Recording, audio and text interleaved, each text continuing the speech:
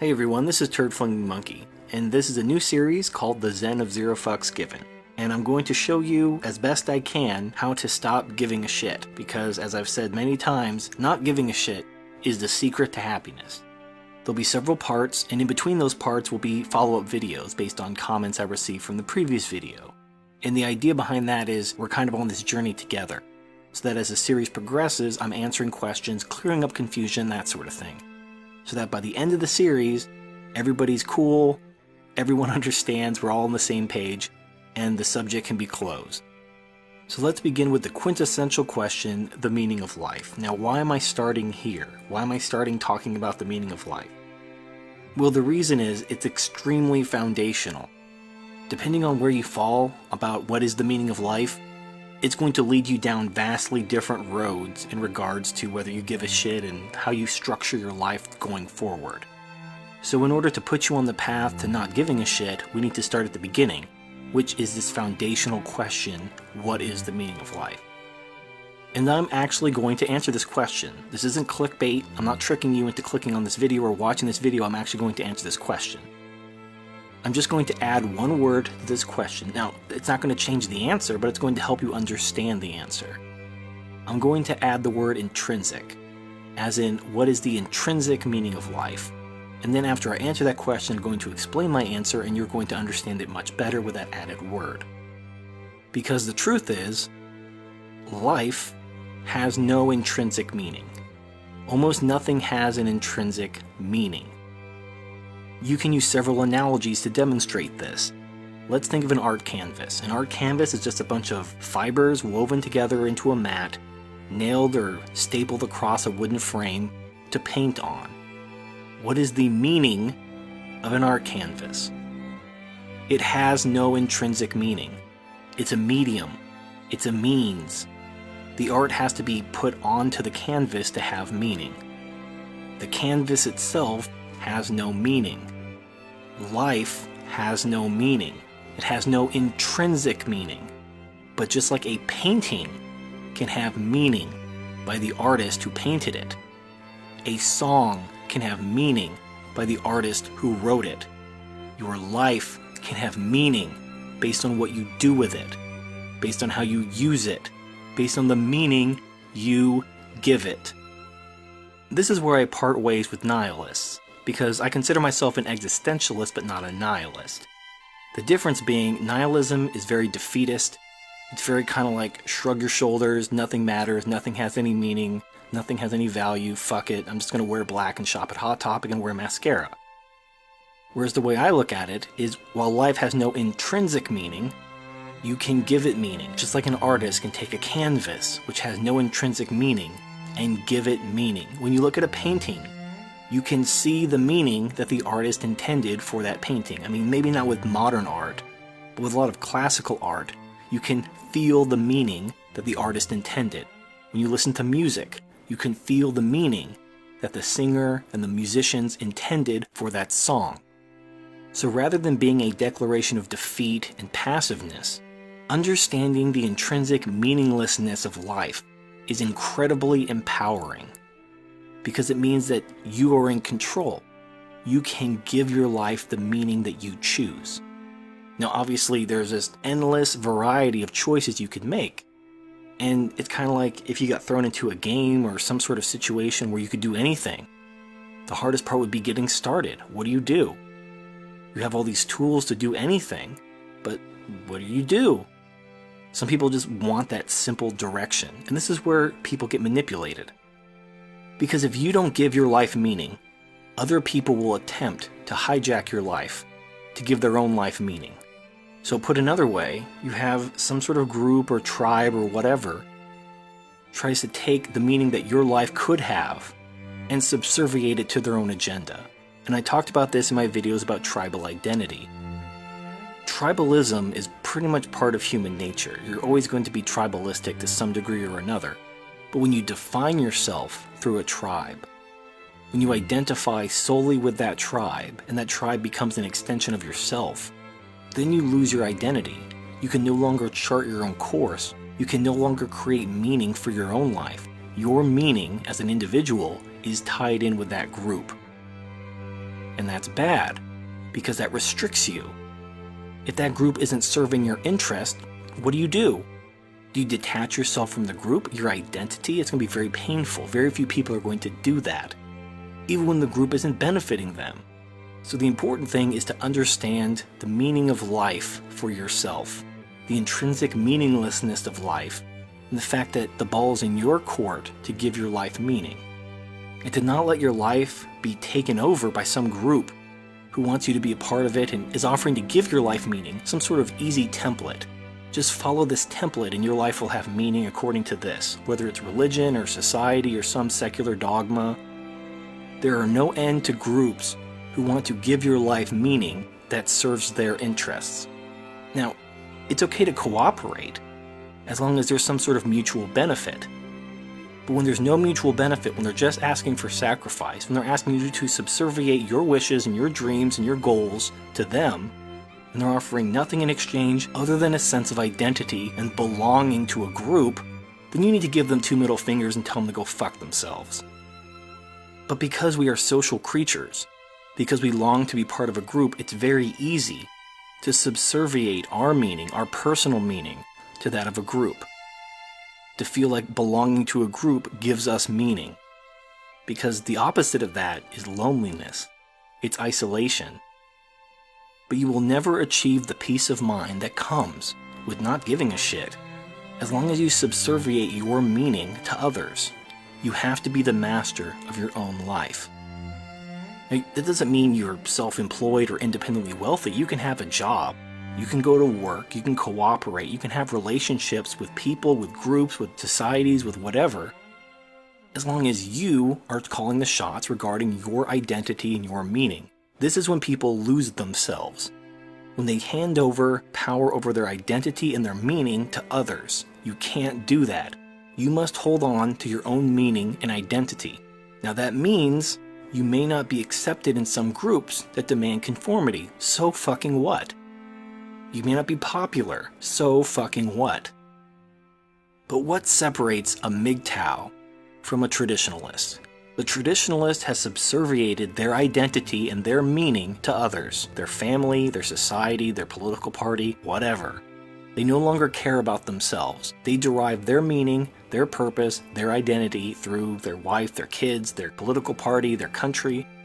They subserviate their meaning to others. That is what a traditionalist is in a nutshell.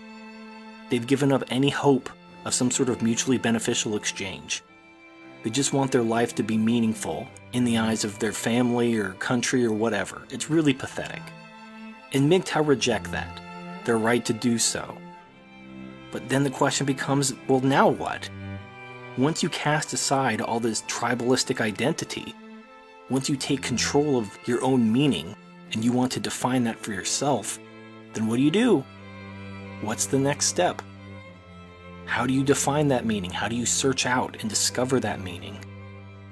Now, in an earlier video called Into the Wasteland, I talked about this, but I want to kind of rephrase and revisit some of those concepts.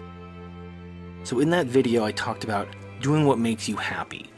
I want to change my verbiage a little bit, because happiness can be deceptive. A lot of people chase happiness as in the emotion of happiness, and they get into a lot of trouble. The reason why is emotions are fleeting, and you can be desensitized to things that cause those emotions. For example, if you ever go on a vacation to, let's say, Disney World, you get plane tickets and a hotel room for a week and you're going to hit all the Disneyland parks in Florida. After about 3 or 4 days, you've hit all the parks. You've went on all the rides you wanted to go on. But you're still there for another couple days. So you go back to the parks, go on some of the rides again. By the 5th or 6th day, you're just done. You want to go home. You're bored because you've gone on all the rides. What was once so thrilling and exciting has now become mundane, boring, and irritating. And then you have the extreme examples of celebrities that die of drug overdoses, chasing the next high. They do something, it just gives them that rush, and they keep chasing that rush. They chase that feeling, that emotion of happiness, and they keep upping the ante until they die of a drug overdose. Don't do what makes you happy, as in don't just chase the emotion of happiness. Do what gives your life meaning. as you define it. Think about it. Sit down and think what you want the meaning of your life to be. It doesn't have to be a permanent answer. You could change your mind later. But it's meaning that creates true happiness. You're not going to find meaning in drugs or an amusement park, but you can find meaning in other things. And it is in those meaningful things that you will find true happiness. So that concludes part 1 of the Zen of Zero Fucks Given. Please post your questions in the comments section because I will review them, and I may do a follow-up video where I address some questions before moving on to the next subject. This is Turd Flinging Monkey. Thank you for watching, and I'll see you next time.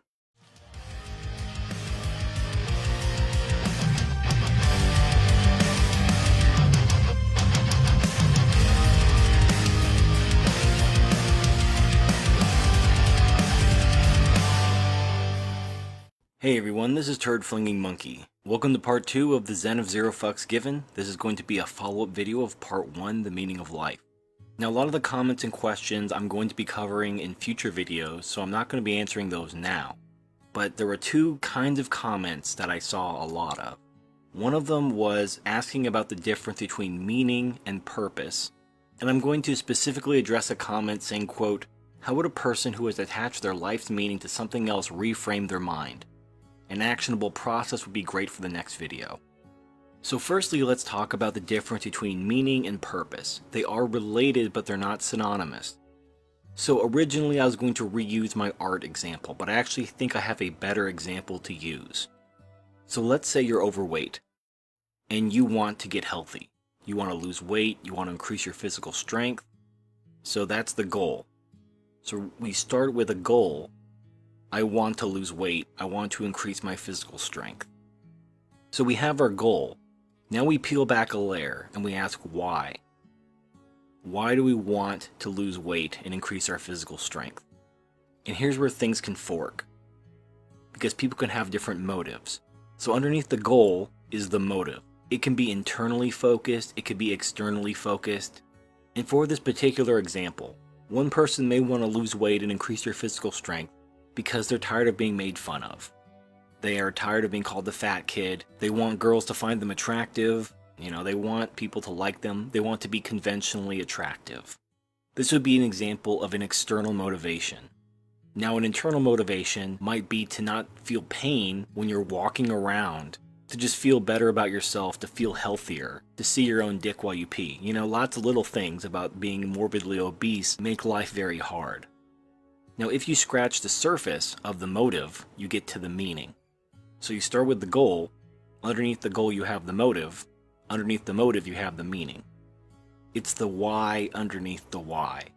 So the goal is something you want to do. The motive is why you want to do it. And the meaning is the why behind the why. So, for example, our externally motivated person, their meaning is motivated by loneliness, the desire to form relationships. So their meaning is relationships. If you want to summarize it into one word, they want to enhance their relationships with others. Now, in our internally motivated example, the person who wants to actually get healthy so they can live a better life and have better satisfaction just with their daily activities, their meaning is self-improvement. I can give you all kinds of thought exercises, like if you won the lottery and you didn't have to work another day in your life, you could do anything you wanted, what would you do? Not where would you go on vacation, but actually what would you do for the rest of your life to stay busy? What would you do that you would consider meaningful? Would you write books? Would you travel the world? Those kinds of thought exercises can give you some insight into the meaning behind your motivations, but ultimately it's something you have to think about. Meanings fall in 2 categories. They're either externally motivated or they're internally motivated. And externally motivated meanings ultimately come down to relationships. And internally motivated meanings ultimately come down to self-improvement. Now personally, I think the road to self-improvement is a much harder road. It's a road much less traveled. You can find relationships. This is how women define themselves. They define themselves through their relationships. Think about, what does the average woman accomplish? How does she reach her full potential? She probably doesn't. She just shits out a few kids and calls it a day.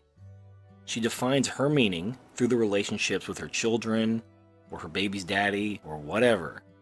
That's like the default program for women. But I think men are more driven by default to seek self-improvement as opposed to defining their meaning through relationships. Now, if you do define meaning through relationships, I'm not saying you're wrong, I'm not saying you're not a man, but that is exactly how you're manipulated.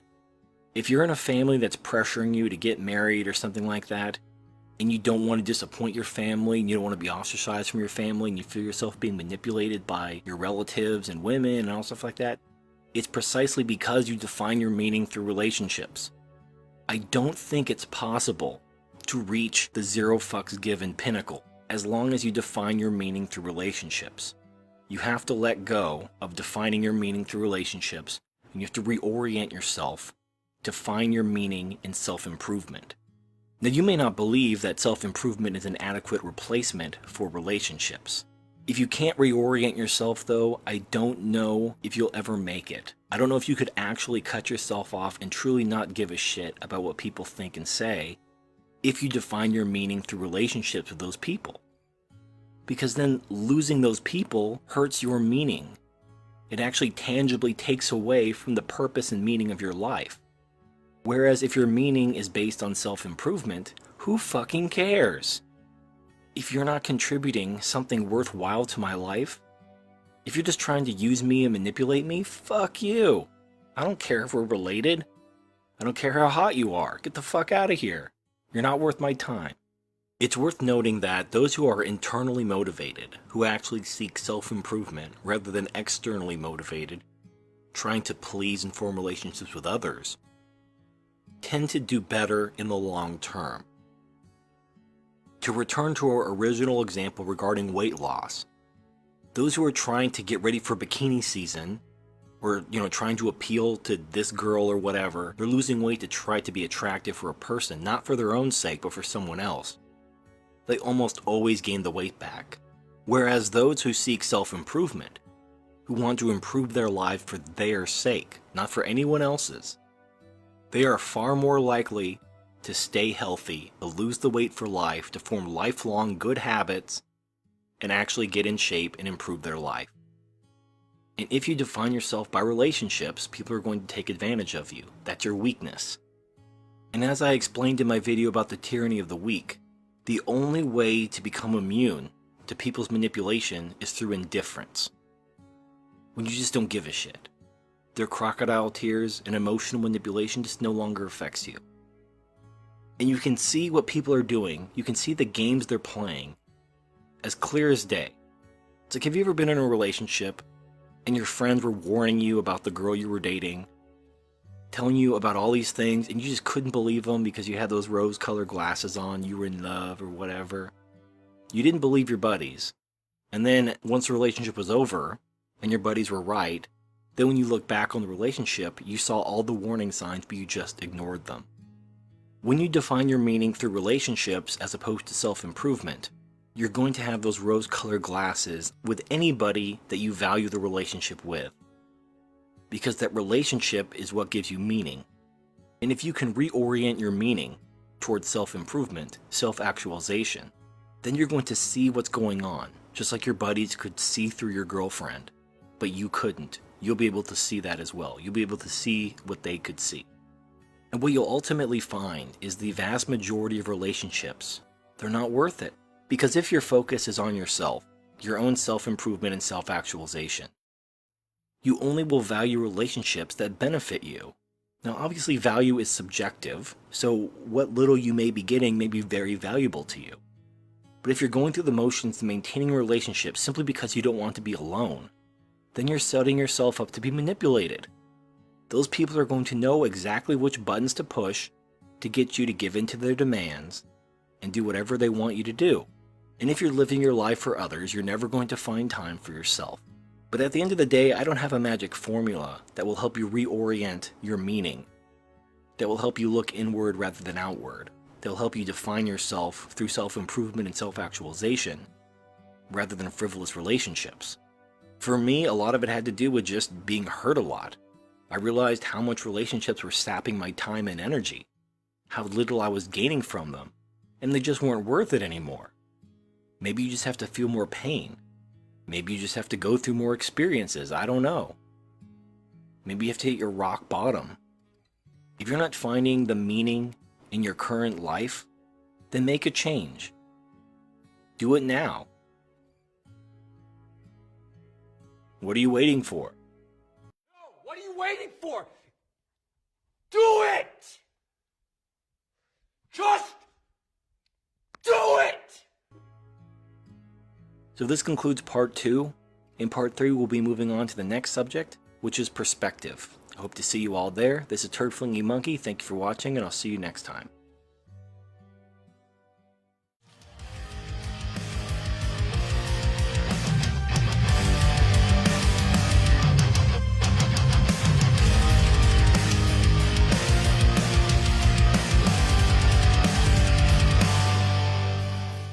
Hey everyone, this is Turd Flinging Monkey. Welcome to part 3 of the ZEN of ZeroFucksGiven. Today we're going to be talking about perspective. And what do I mean by perspective? Well, that'll become clear as we talk about it. But this subject has already been broached in the comments by several people. In my last video about the meaning of self-improvement, a couple people in the comment section noted that, what's the point of self-improvement? We're just going to die. That's what I'm going to be talking about now. So death is something we don't feel comfortable talking about, even though we all know it's going to come someday. Maybe if, we get robot bodies or something, maybe it won't come for hundreds or thousands of years. But nothing lasts forever, and eventually we will die. Our consciousness will cease to be, and we will effectively not exist anymore. Now, if you're religious, you may believe in an afterlife, you may believe your consciousness lives on somehow in the next world, or God recreates your body and something, or maybe reincarnation is your thing. For the sake of this discussion, we're just going to assume that there is no afterlife, there is no reincarnation, there is no six-armed elephant that's going to judge you when you die. This is it. Your consciousness begins with the development of your advanced brain, and it disappears when that brain ceases to function. Everyone listening to the sound of my voice is going to die. And at the end of the day, if we're all going to die, and everything we build, everything we create, everything we do and live our lives for, will eventually be destroyed, ruined, and forgotten, then what's the point? What is the point? And at this point, I'm going to introduce you to the philosophy of absurdism. Now, I didn't know what absurdism was, I've never heard of it before, but someone in my comments section said, hey, you might want to look this up, and I did, and holy shit, once again, much like Nietzsche, it just describes what I already believe. So isn't it wonderful I now have a name for it, and how appropriate is it that a philosophy called absurdism applies to someone who calls themselves Turd Flinging Monkey?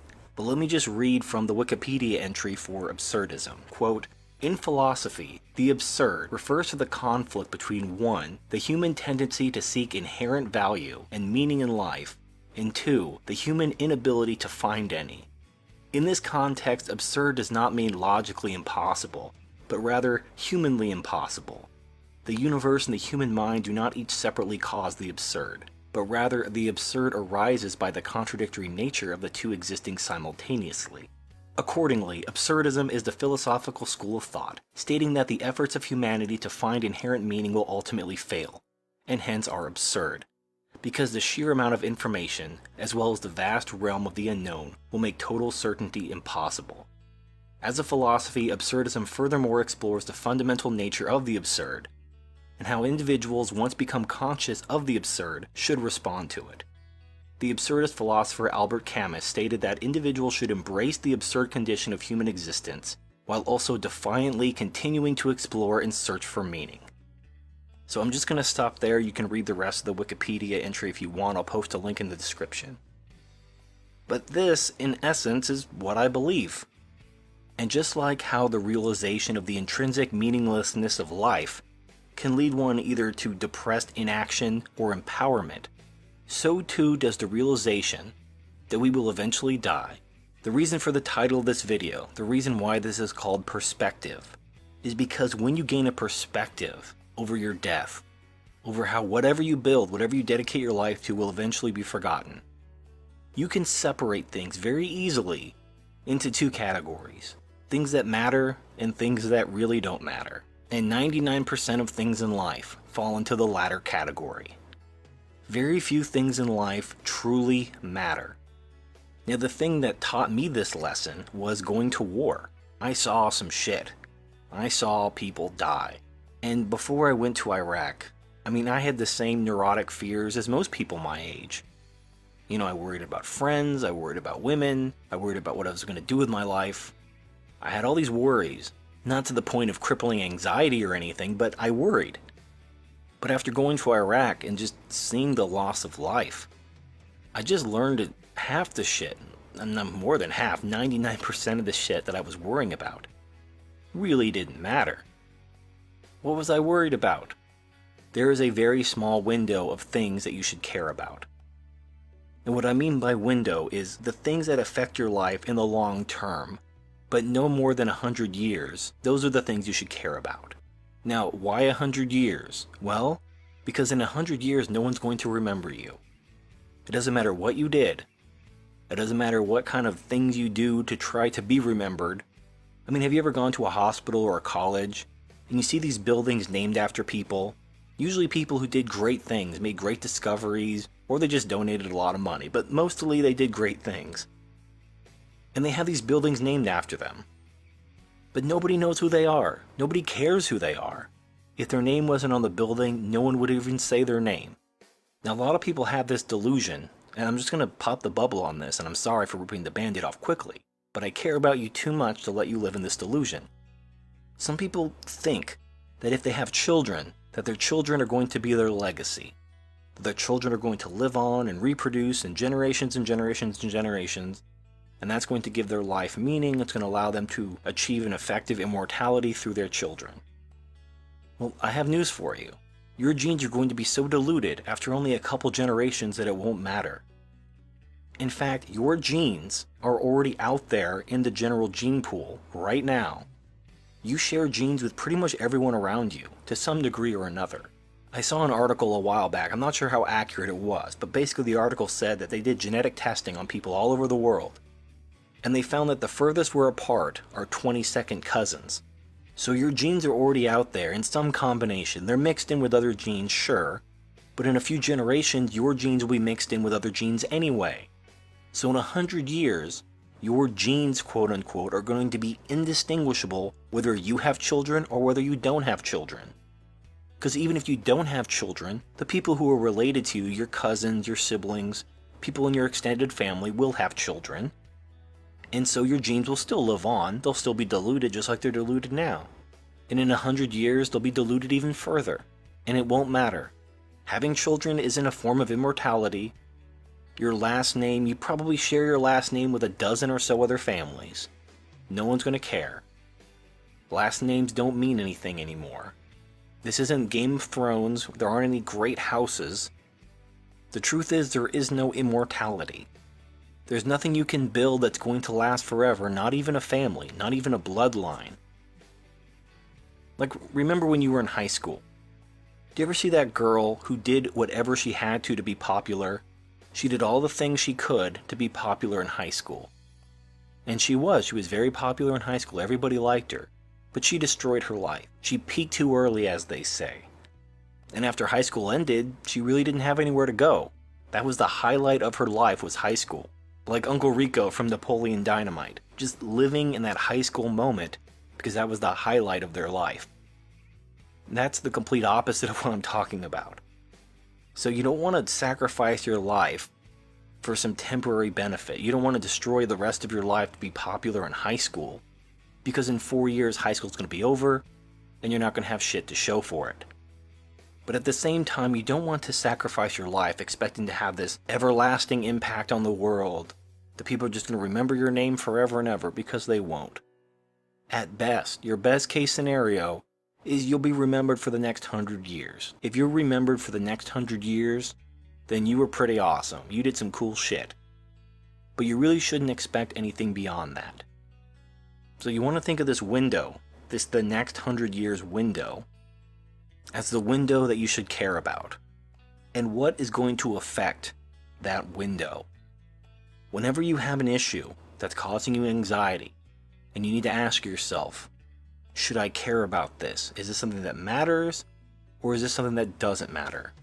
Is this going to affect your life for the next 100 years? Is this going to affect the world for the next 100 years? If the answer is no, this is something trivial and stupid, then categorize it appropriately. It's something trivial and stupid. Just get rid of it. Solve it in the most efficient manner possible and get it off your plate. And this may mean swallowing your pride sometimes. Sometimes the most efficient way to solve a problem that's not important is just to swallow your pride, do what I call the song and dance, and just get it off your plate. Some people have a really hard time doing that, because they think like their pride matters. Your pride doesn't mean shit. Your pride isn't going to matter. There's so many things in life that just don't matter. Just trivial, stupid bullshit. So categorize the things in your life that truly matter, put those in one bucket, and then throw the rest in the other bucket. And the bucket that matters is going to be very small. In fact, I can only think of about 3 things that really go in that bucket. That's your health, your freedom, and your shit. And what I mean by your shit, I mean the stuff you own. Not just your property, but your mind, your knowledge, your skills, all those things are your shit. Some of those things can be taken away, some of those things can't be taken away. But even if they can't be taken away, like your knowledge or your skills, they'll eventually deteriorate as your mind and body deteriorate. So nothing lasts forever. But it matters because it's going to affect your life in the long term. If you have your health, your freedom, and your shit, you're good to go. Now, you don't want to necessarily prioritize your health over other things that are going to affect your life as well, such as things that could negatively affect your freedom, for example. Most people don't care about their health because they're lazy, and they're prioritizing things that really don't matter at all. But if you have the right perspective about what's important and what isn't important, you're going to prioritize things like your health, your freedom, your shit, above things that really don't matter, which is pretty much everything else. Now, some people think that that's selfish. It's a selfish attitude, and selfishness doesn't build civilization. Well, I disagree. And the example I could think of is the MGTOW community. Now, this community is built on selfishness. That's what MGTOW is. It's a man taking ownership of his life, not being a wage slave to a woman or a sacrifice to society. And yet, within this community, we help and grow, even though we're selfish. So think about that. But the important thing to understand is we only have a limited, finite amount of time on this earth. We have the same 24 hours each day, and we don't know how many years until it's over. So make the most of your time by keeping a perspective about what's important and what isn't. Filter out the things that aren't important. When you accept that everything you build, everything you try to do will eventually be destroyed and forgotten. When you embrace the absurdity of life. When you prioritize the things that are truly important, the things that will actually positively affect your life for the next 100 years, you're going to stop giving a shit about the things that aren't important. It's going to radically change your life for the better. You're going to be more focused and driven for the things that truly matter, and you're going to be able to let go of the things that don't matter.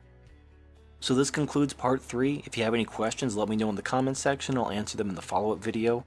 Thank you for watching. This is Turd Flinging Monkey. I'll see you next time.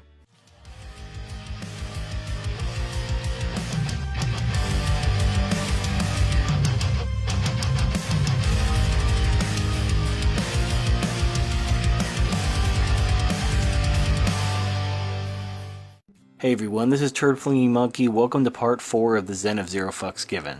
This is going to be a follow-up to part 3, Perspective. And I'm going to be responding to 3 specific comments that I thought were noteworthy enough to base a video on. So the first one reads, quote, "You failed to address some very important questions concerning how a man is able to give true expression of his will. In modern society, no one is free from the coercive effects of culture, media, and propaganda. A person cannot help but define his beliefs and aspirations with reference to his immediate environment. As a MGTOW, you should be aware that this can have deleterious consequences for the individual. In an overtly gynocentric or traditional society, a man can be forgiven for thinking that his purpose lies in having a family, and that this is an expression of his true will. Of course, nothing could be further from the truth. The question is, how does a man escape the ever-pervasive influence of his society, and how would he know if he had?" Unquote. So to answer your question, a man can think, And once you see it, it's like the Matrix. You can't unsee it. Once you see like the green code, you see it everywhere. Now I think the question behind your question is, where does instinct stop and social construct begin? And I think in this, maybe I'm wrong, the way I approach it is I look at animals. If animals do it, and because animals don't have the advanced brains as humans, they don't have any concept of government or media or propaganda or feminism, they're just living on instincts. If animals do it, it's safe to assume that it's an instinct. If no animal does it, if it's specifically something only humans do, and it's not universal, like humans all over the world don't do it, only humans in specific cultures and regions and ethnicities do it, then it's pretty safe to say that it's a social construct specific to that culture or ethnicity or whatever. Now the desire to have a family is an instinct. Animals do it. It's why animals don't go extinct. So I don't think the desire to have a family is some kind of social construct. I think the desire to marry is a social construct because marriage doesn't exist in nature. In fact, marriage differs from culture and region and ethnicity, so it can't be an instinct. It can only be a social construct. In fact, the nature of marriage has changed over time as culture has changed. Nobody in their right mind would argue that marriage is an instinct, but the desire to have a family is an instinct. I mean, not for everyone. Not everyone likes kids. But instincts operate off of pleasure and pain. Things that promote survival and reproduction cause pleasure. Things that don't cause pain. This is why some people, when they see a baby, they're like, oh, what a cute little baby. That's their instinct saying, oh, babies are cute. Why don't you have a baby? Follow your instincts. It all works on pleasure and pain. But marriage is just a hoop that society has created for men to jump through, promise to take care of a woman for the rest of her life in order to facilitate that desire. And it's total bullshit, and it's gotten more and more bullshit by the day. But to return to your original question, it's fairly easy to shake off the social constructs of your culture, to realize that your culture is setting you up for failure and sacrifice. I've done several videos on the matrix of tribal identity that talk specifically about this, and I've also done several TFM news videos about how traditionalists make these articles about trying to promote men to sacrifice themselves for society. That a man has no worth unless he's living for others, unless he's sacrificing himself for others, and that's total bullshit. As long as a woman shits out a few kids, she lived a full life. But a man, oh, he has to sacrifice himself, oh, he has to give back. Fuck you. You can't really get rid of your instincts. You can't get rid of your instincts any more than women can become Nawalts by purging themselves of hypergamy. It's just not going to happen. The best you can do is be aware of your instincts and not give in to them. Just like if you're dieting and you're trying to lose weight, you're going to have cravings for junk food. You can't just like snap your fingers and do away with these cravings. All you can do is resist them. So, that's the best I got. Now on a somewhat related note, the next comment reads, quote, "There is a thing that is more valuable than health, freedom, possessions, or any knowledge or skill that you have. Honor. Without it, all the rest is smoke. If you are not well regarded by your peers, if you are not a member in good standing in your profession, if in your social circle your name is mud, all the wealth, all the knowledge in the world are not going to make you happy. Humans are social animals. We need the approval of others to be truly content. You may say that it does not matter to you. I agree 100%. To you, it may not matter. Now go ask the rest of what is in your head. You may not need social approval, but the rest of your brain craves it. Always remember that you are a very small part of what makes the individual human we all know and react to. Always remember you are a number of routines running in a brain. There are others which you are not consciously aware, and they have more to do with how you behave, who you react to, and how you believe. Believe it or not, the truth is you are not master of your brain and body.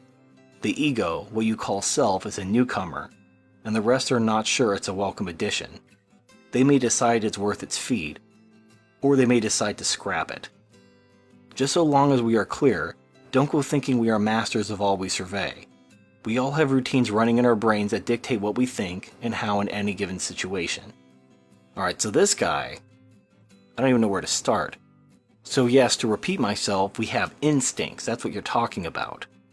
We have instincts running within our lizard brain, which compel us through pleasure and pain, to engage in certain activities which are hardwired into our instincts. So what? We have higher brain functions that we could resist them. Now, of course, these instincts, if you don't follow them, they will induce a pain response. So if you're not fulfilling your biological function, you're going to get chemicals in your brain that are going to make you feel sad and lonely and so forth. So what you do, and again, I'm going to just use the same analogy, like when you're trying to diet and lose weight, you're going to get these cravings. It's your body trying to get you to do something that you don't want to do. So what do you do when you have these cravings? You can't just sit there and think about it. You have to do something else to get your mind off of it. If you're a fatso on a diet, and you're just trying really hard not to think about chocolate cake, all you're going to think about is chocolate cake. And then before you know it, you're going to be baking a cake, and then you're going to be eating the entire cake. And then you're going to be wondering, oh, how did this happen? Now, instead of when those thoughts of chocolate cake came into your mind, if you ate a salad, or if you went for a walk, if you did something to get your mind off of it, you'd be fine. But I also want to say, fuck honor. Fuck honor right in its ass. Here's the problem with honor. Honor is defined by the culture. The culture decides what is honorable. I mean, just use one example from Japan. The samurai were the great honorable warriors of Japan. Now, if you fail the mission, doesn't matter what the odds were, like you could have been outnumbered 10 to 1. You're just supposed to charge in and die. Now, if you just do the common sense thing and leave because you can't beat 10 guys at the same time, then you're supposed to disembowel yourself to maintain your honor. Now think of all the training that went into a samurai, all the years of training, education, the heritage. And because of one retarded mission that they failed, they have to disembowel themselves or just throw themselves into battle until they're dead. That's honor. Nobody remembers these samurai who disemboweled themselves. Their names are forgotten. Their deeds are forgotten. Oh, but they had their honor. Fuck honor. Now, he also talks about that we're social creatures, and I agree. And there's nothing prohibiting me from cooperating. There'd just be something in it for me. I'm not just going to cooperate because I'm lonely, because I want someone around me, so I'm going to sacrifice and cooperate with them with nothing in return just to feel like I belong. That's slave morality. If you want my cooperation, then you need to make it worth my while. I will cooperate. I'm all about cooperation. I mean, you look at the MGTOW community. We obviously cooperate. There is infighting, obviously, but by and large we cooperate because we have shared goals and because we benefit one another. You make a video, you share your knowledge, people benefit from it, and the community grows. I don't give a shit whether my peers regard me as great or whether my name is mud. I really, really don't care. The only thing that I care in that situation is how is this going to negatively affect my life. For example, I was falsely accused of rape in high school. That destroyed my social life.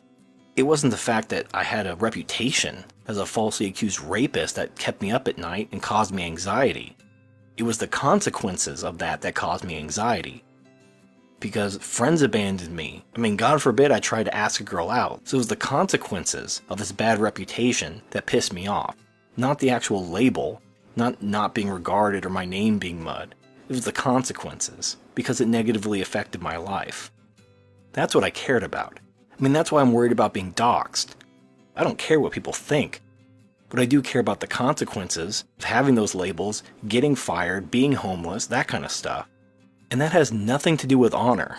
And the rest of your comment about the ego and all these different parts of your body, your instincts and your lower brain functions are not consciousness. Animals operate on instinct. They're fucking animals. They don't think. You as a human being can think. Your brain is more advanced. Your lower brain functions aren't going to be like, well, we don't like you, higher brain function, because your ego, we're going to get rid of you. This isn't inside out. It's not like your emotions and thoughts have personifications inside your head, and they have wacky misadventures. You control your body. You're the one typing on your keyboard. You're the one clicking on my videos.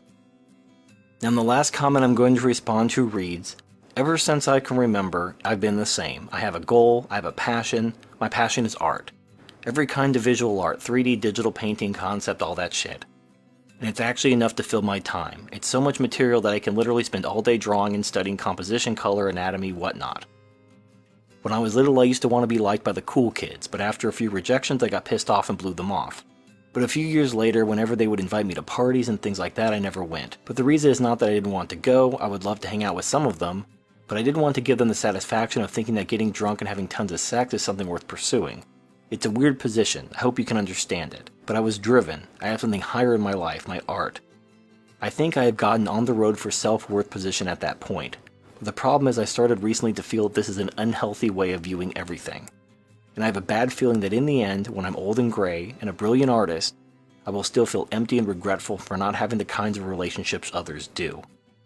I started feeling like I'm missing out again, but at the same time I don't want to be manipulated. Never have been, never want to be. Don't you ever feel the same way? I'm sure you have your buddies, but mine are going to start getting married soon. I can tell because all their number one goals are women. And we're kind of separating ways. Your buddies won't be there for you all the time, and loving a woman is not the same as a group of dudes. How do you handle these thoughts? Peace. So let me just break this comment down a little bit at a time. So you start out talking about you have your passion, your art, and you don't care about being liked. You don't really even care about going to parties and just having meaningless sex. And that's great. That means you are on the way. In fact, I think you might actually be closer to the pinnacle than you may think. Now, towards the end, you talk about how you're second-guessing yourself. You're wondering if the way you're living your life is unhealthy. There was this girl I used to know, and we dated for a little bit. That's not really important to the story. Other girls would constantly tell her that she's too skinny. They're like, oh, you're too skinny, you need to, eat more or something like that. And it was just her biology. She just had a really fast metabolism. She was athletic and stuff like that. But she was like a healthy skinny. She wasn't like anorexic. But of course, the girls who struggled with their weight would constantly give her a hard time, telling her she needed to gain some weight and put some meat on her bones and all that stuff.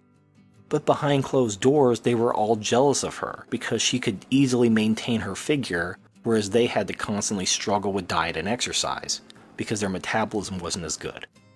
When you're on the road to self-actualization and meaning and purpose, people are going to come into your life and try to pull you down because they're miserable. They're not finding the satisfaction you're finding. And they're going to tell you things like, oh, when you're old and gray, you're going to regret not giving half your shit to a woman. What are you going to do with all this shit? You better give half of it to a woman if you want to be happy. It doesn't make any sense. And I've done videos about dying alone. I've done these videos before. I've talked about these issues. If you're content with your life, don't let anyone tell you you shouldn't be happy. Listen to people's advice. They might have something good to say. And when it comes to your friends abandoning you as they have families, that's just going to happen. It's just going to happen. It's actually one of the big benefits of the YouTube MGTOW community. Very hard to find like-minded individuals, whereas the internet, it allows us to find each other. It may not be the same thing. It'd be great if we all lived really close together. We could just walk to each other's houses and hang out. That'd be awesome. But in the meantime, this is better than nothing. Anyway, that concludes the follow-up video. For perspective, the next subject we'll be talking about is attachment. Hope to see you there. This is Turd-Flinging Monkey. Thank you for watching, and I'll see you next time.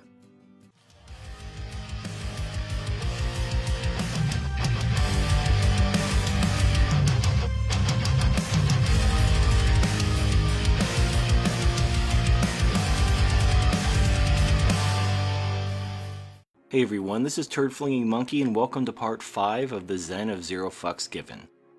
The subject of today's video is attachment, or rather, how to overcome attachment. Now, I don't usually talk about religion on this channel, because most of it's bullshit. However, occasionally, just like a broken clock is right twice a day, you can find some wisdom in religion. And in this case, I'm going to turn to Buddhism. Now, I'm not a Buddhist or anything, but I'm going to read some famous quotes from Buddhism, and this is going to apply to what I'm talking about in this video.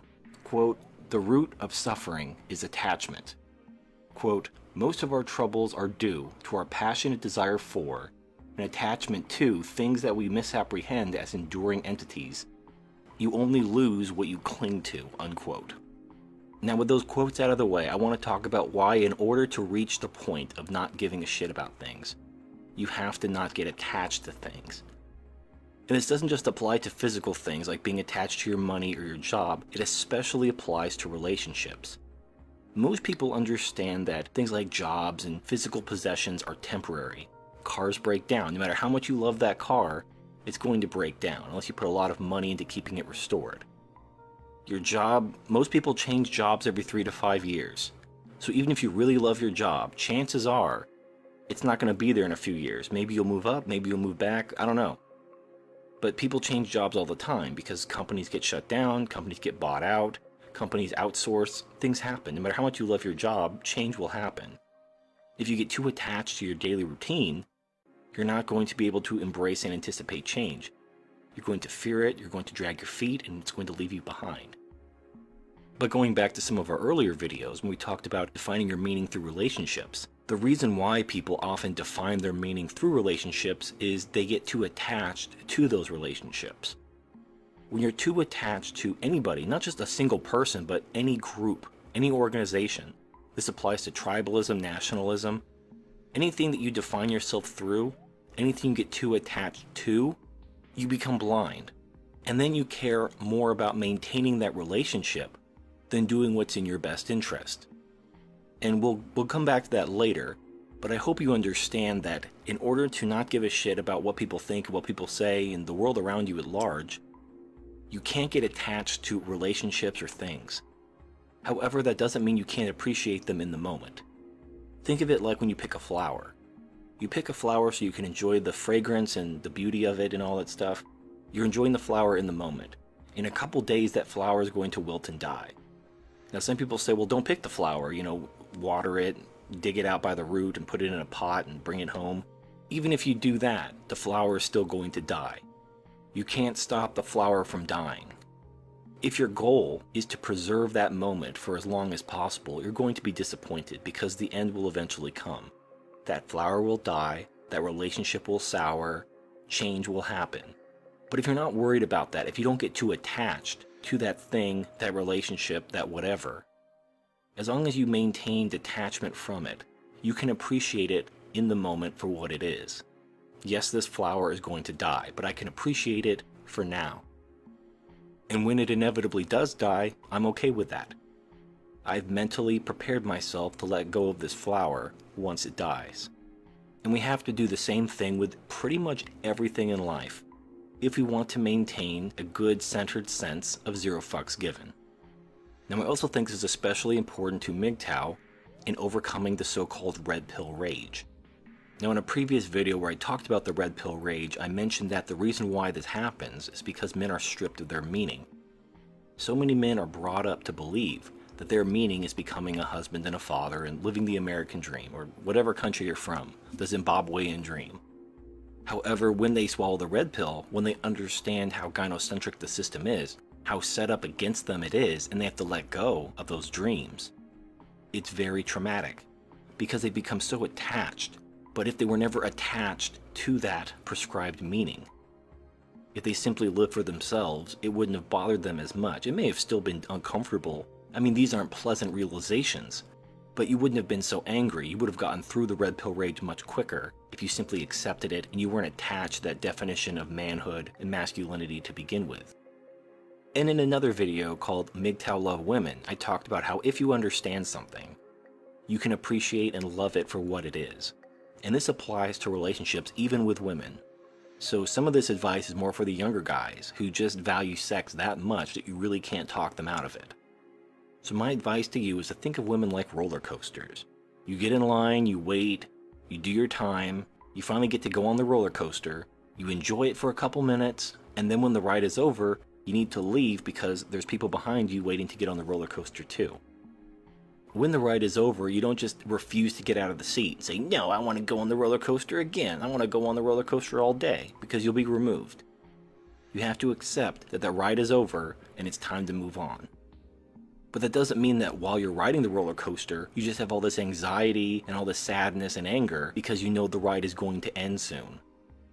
Because then you rob yourself of the entire point of going on the roller coaster. The entire point is to enjoy yourself and have fun. Not to think about, oh, this roller coaster is going to be over in 2 minutes. I better get really sad and angry and refuse to get out. Just appreciate the ride while it lasts and then leave. And the difference between these two mindsets is attachment. If you're attached to whatever the roller coaster represents, a job, a relationship, a physical possession, whatever that is, you're holding on to tightly. And it's causing you anxiety, it's causing you anger, frustration, sadness. It's causing all these negative emotions because you're attached to it. Just let it go. Appreciate it for what it is while it lasts. And when it inevitably goes away, you'll be okay. You'll live, you'll survive, you'll move forward, you'll find happiness in something else. And speaking directly to the MGTOW community, I want to give some practical advice regarding women and relationships in the context of this discussion. The problem with modern society is equality. We expect women to be men's equal. We treat them like they're our partners, and they can never be our partners. They never were our partners. Stop trying to make them something they're not. Stop trying to fit that square peg into that round hole. That's the problem. But if you put that aside, women aren't useless. They have uses. You can appreciate them for what they are. This is why I liken them to children or dogs. Now, some people would take a comparison of a woman to a dog or a child as highly offensive, but I don't give a shit. My point in that comparison is this. Women and dogs are not inherently evil. They just need to be trained and controlled. When a child is just left to their own devices, and you've seen this, you probably know people who have kids who are out of control. They just throw tantrums all the time, they get everything they want, the parents have no control over them because they don't discipline them, and the kids just run buck wild. Child wasn't even the problem. The problem is that the parents didn't assert their authority. They didn't control the child. And it's the same thing with dogs. You probably know pet owners. You might be one of these pet owners who just doesn't believe in disciplining your pet. So the pet just runs around thinking they're the alpha, they're in charge, and just shits on everything, pisses on everything, chews up everything. And then you finally have to call like a dog trainer who comes to your house, or maybe take it to the dog trainer. And all the dog trainer does is assert their authority over the dog. And once a dog respects their authority, they're a completely different dog. So the problem isn't women. Women have not changed. Women are not anything different than they've always been. They've always been this way. Their female nature has not changed. What has changed is the society, the gynocentrism. We've created this society where we've let them become spoiled brats. We've let them become untamed wild dogs. And the results are entirely predictable. Just like when you see children and dogs out of control, you now see women out of control. If you're not at that point just to walk away from women entirely, at least have the common sense to remain in control. Now that's very hard, and it's getting harder in today's gynocentric society, but it is possible to maintain an adequate level of control in order to have a relationship with a woman to some degree. I am not endorsing marriage or long-term relationships. What I am endorsing is if you value sex that much that you can't just walk away, do not raw dog her, wear a condom, have a spare condom you put horseradish sauce in, put that in the trash can. If she tries to sperm jack you, she's just going to rub horseradish sauce in her vagina. Or think about getting a vasectomy. If you have to raw dog it, get a vasectomy. Never let her move in, never cohabitate. I don't care if she's getting kicked out of her house, whatever sob story she gives you to try to get you to let her to move in with you, don't do it. If you let her move in with you, you fall under all this common law marriage bullshit. Don't do it. Now, if you do all these things, now, I don't know about what laws are coming down the road. Feminists are always dreaming of new ways to fuck over guys and get guys' money flowing to them under whatever pretense. So you have to be very, very careful. And now with regret rape and yes means yes, it's really not worth it in my opinion. But if you must go out there, if you must keep your dick moisturized, at least be smart, at least take every precaution necessary. Maintain control. If you maintain control, women are fine. And if this society is ever replaced with a patriarchal society, where men are allowed to maintain control over women, women will be fine as a group. When they're under control, they're fine. In the meantime, since we don't live in that society, you have to be extremely careful. And the last bit of practical advice I give you is in regards to when to cut things off. And this doesn't just apply to women, although it especially applies to women, but it applies to all relationships.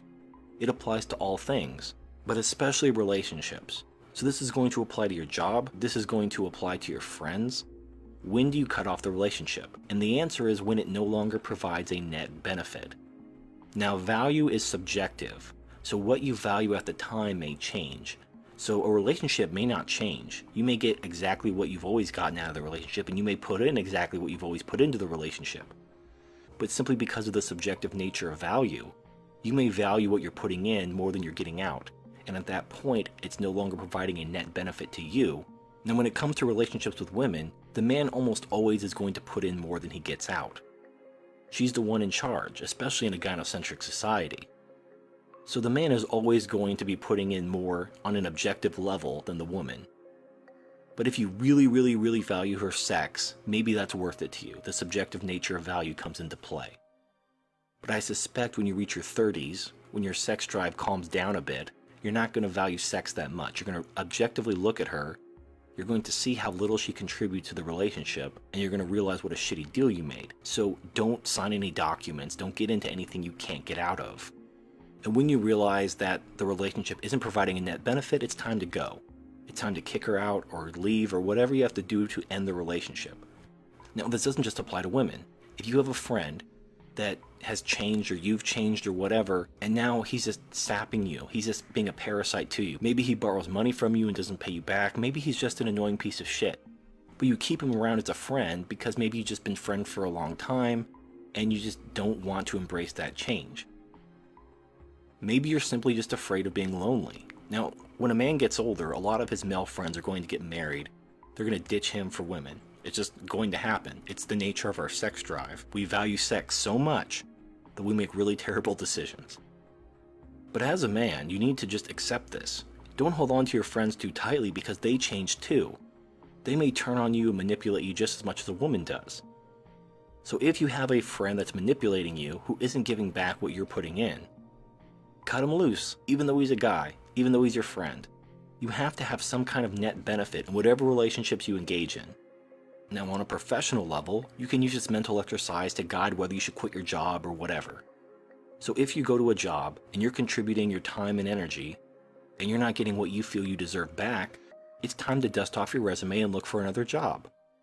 If you don't qualify for the job you want, it's time to start training yourself. It's time to start taking courses or college classes in order to get that job that you want. I mean, what's stopping you? If you're MGTOW, you should have the time and the money to do this. So go make your dreams happen. Don't just stay in the job you're in because you fear change and because you're attached. Embrace the change. The only constant is change. If you don't like where you are, stop standing there and move somewhere else. And if you can't move somewhere else now, come up with a plan in order to get to the point where you can move to where you want to be. But in order to do all of that, you have to be detached. You can't be too attached to your job or your relationships, whether it's men or women. If you can do that, then you can embrace the change, you can appreciate the journey, you can live in the moment and be happy in the moment. Even though you know it won't last. That's okay, because nothing lasts. Just accept and embrace it. Appreciate things for what they are, and appreciate them in the moment. Like a flower. So that concludes part 5. Let me know if you have any questions in the comments section, and I'll answer those in the follow-up video next week.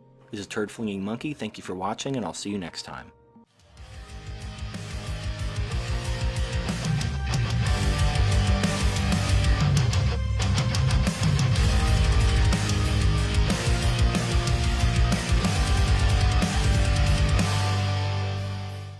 Hey everyone, this is Turd Flinging Monkey. Welcome to part 6 of the ZEN of ZeroFucksGiven.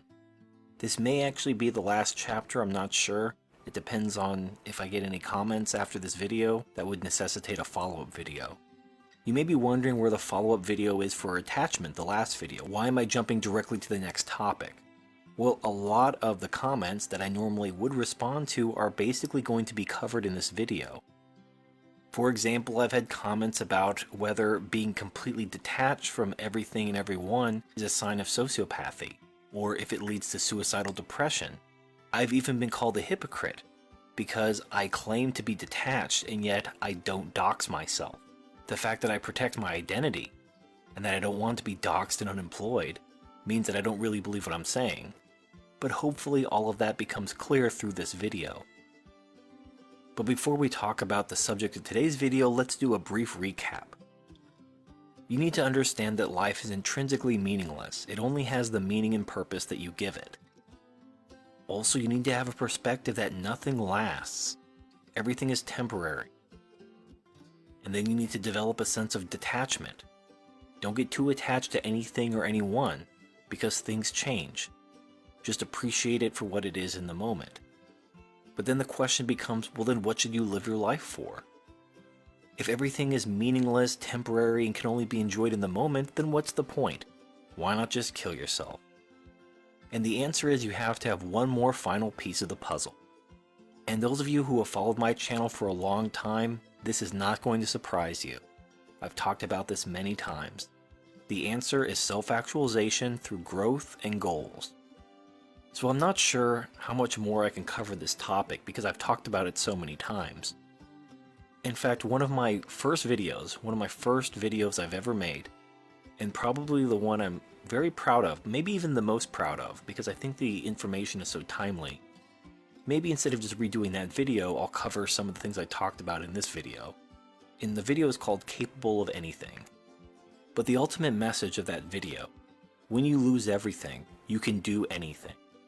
And when you fully understand what that means, you really will stop giving a shit. You will understand what it means to have zero fucks given, and there will be peace. And there will be hope. You are your only judge. So first you have to have some sort of goal, some sort of plan. So you come up with a plan of where you want to be. And it could be as simply as somewhere not here. Maybe you don't like something about your life. Well, decide now that you're going to change it. Come up with a plan to change what you don't like. To move towards a place that you're more comfortable. Come up with a plan to accomplish that, and then move forward. Now, people are going to look at you weird because you're not going with the mainstream. Who gives a shit?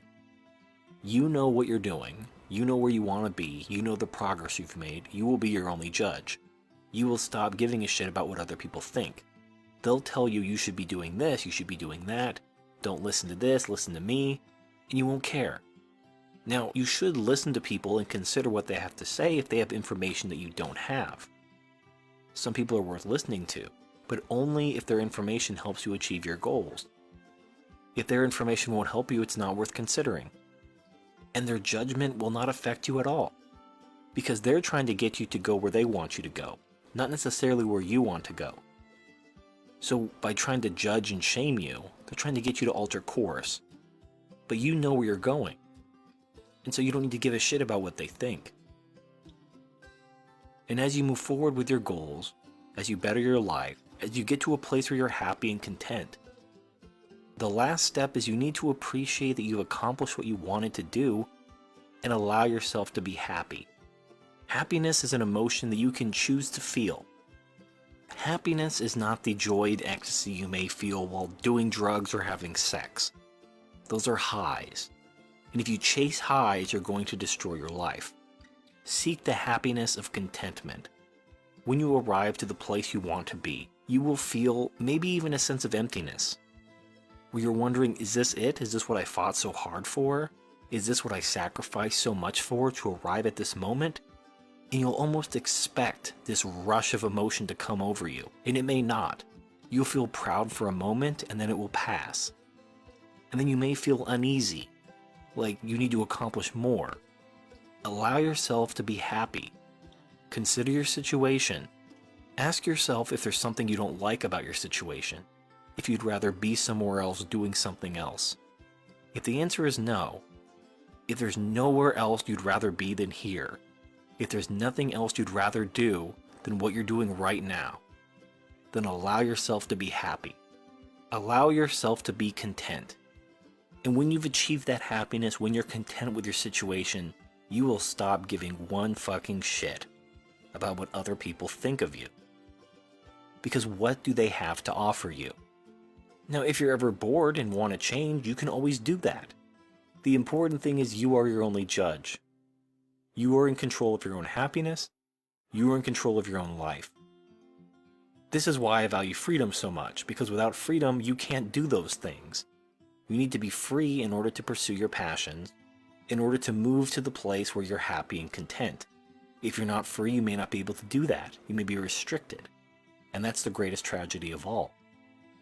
But if you're free and you're moving forward, you can be happy and content, and that's all that matters. So that about ties everything together as far as I'm concerned. I think I've hit on everything.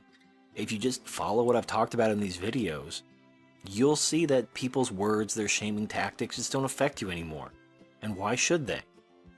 So let me know if you have any questions in the comments section. There may be one final video in this series if I see any good questions. Otherwise, if we're all on the same page, if there's nothing else to talk about, then I consider this video series complete, and I'll combine it and upload it to YouTube shortly. So this is Turd Flinging Monkey, thank you for watching, and I'll see you next time.